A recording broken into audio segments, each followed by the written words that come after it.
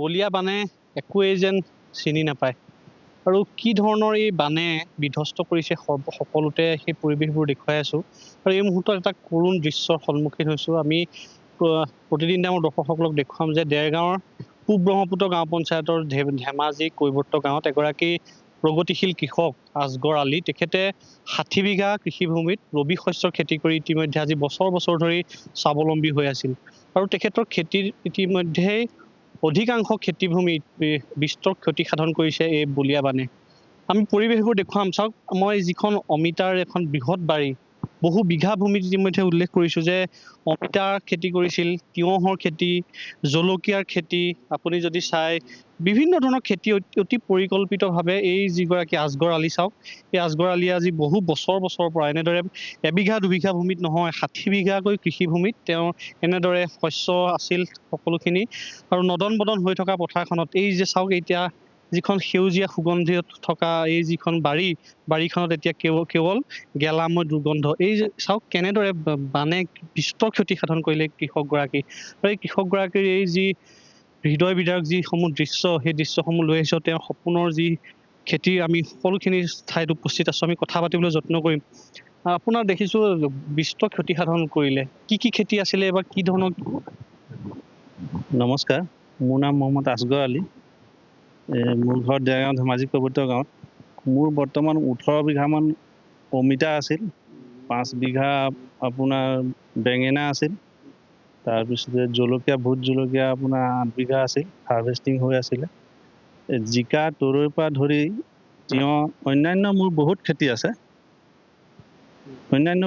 আছে। গোটেই খেতিখিনিতে পানী সোমাই এতিয়া আপোনালোকে দেখিছে নিশ্চয়কৈ গোটেইখিনি ধ্বংস হৈ গ'ল আৰু মোৰ লগতে প্ৰায় 30-40 জনমান মানুহ জড়িত আছিল এই খেতিবিলাকত, মোৰ লগতে সহযোগ কৰি থাকে। তেখেতসকলৰো এতিয়া অৱস্থা বেয়া হৈছে, কাৰণ খেতিখিনি এনেকুৱা নষ্ট হৈ গৈছে। মই তেখেতসকলকো পে'মেণ্ট কৰিব পৰা নাই, বহু টকা এতিয়া মোৰ পে'মেণ্ট দিবলৈ আছে মানুহক। এই খেতিখিনি হৈ আহিছিলেহে হাৰ্ভেষ্টিঙৰ সময়।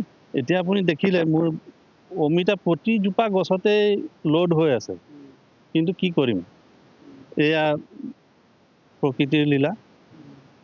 সকলো শেষ হৈ গ'ল আৰু সকলো শেষ হৈ গ'ল।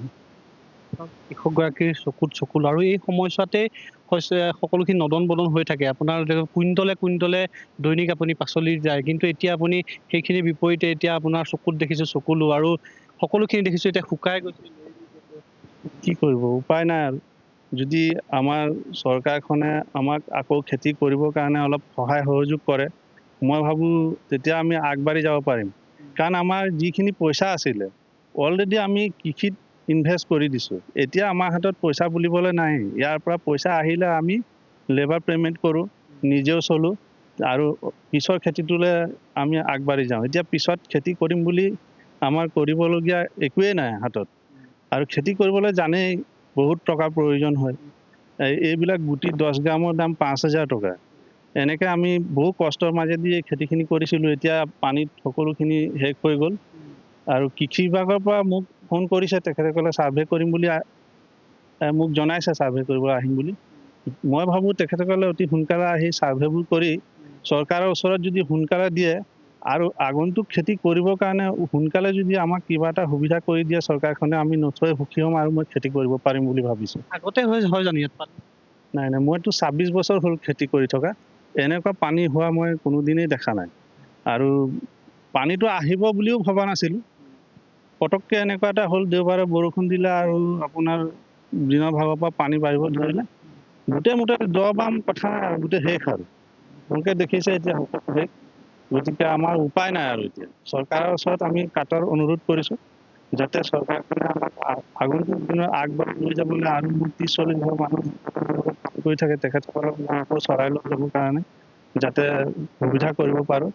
কিবা এটা যদি কৰি দিয়ে অন্ততঃ আমি চলিব পাৰিম ক্ষতিপূৰণভাৱে। কিবা এটা যদি কৰিব পৰাকৈ কৰি দিয়ে, আমি নিশ্চয় আগলৈ খেতি কৰি আকৌ যাব পাৰিম। নহ'লে আমি আৰু খেতিৰে মন মেলিব নোৱাৰিম। তাৰমানে কঁকাল ভাঙি গৈছে। এতিয়া আপোনাৰ ইয়াৰ পৰা গ'লে শুব নোৱাৰোঁ, মাথা বিষ হয়, তেনেকুৱা অৱস্থা মনত পৰি থাকে। কেউফালে সেউজীয়া হৈ আছিলে, এতিয়া গোটেইখন মাজত এতিয়া ধৰি লওক এনেকৈ নিজৰ ল'ৰা ছোৱালীৰ দৰে এইবোৰ পোহপাল দি ডাঙৰ দীঘল কৰাটো আপুনি দেখিছে গোটেই লেৰেলি গৈছে।